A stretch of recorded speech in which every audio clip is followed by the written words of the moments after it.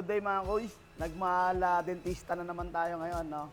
So meron tayong ginagawang Click 125 version 3 na nasira yung kanyang stud bolt dun sa pipe. So pinulot natin gamit yung ating pang welding. So anong nangyayari pala mga kuys, minsan nakukuha natin ng pull out na ang gamit yung welding. Pag hindi natin kinaya, yun talaga, gumagamit tayo ng extractor. Or pag hindi talaga kaya, binabarena na natin yung mismong cylinder head, tapos nire-thread natin ng bago, at ibinabalik natin sa standard. So ito mga kuys, nahugot natin. So hindi tayo masyado nahihirapan kasi nahugot agad natin.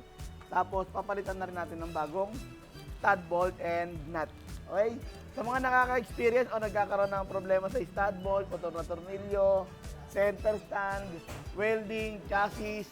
So gumagawa tayo niyan dito mga kuys sa Tenex Moto Service at dun sa Manila. So kung saan kayo malapit mga kuys, for example, malapit kayo sa Manila, available din to mga kuys, gumagawa rin tayo nito dun sa Manila sa 2264 Dimasalang Street, Santa Cruz, Manila, o research nyo lang Tenex Moto Manila. At dito naman sa Caloocan, search nyo lang Tenex Moto Service, Caloocan. Okay? At kailangan po, maraming salamat. God bless and ride safe.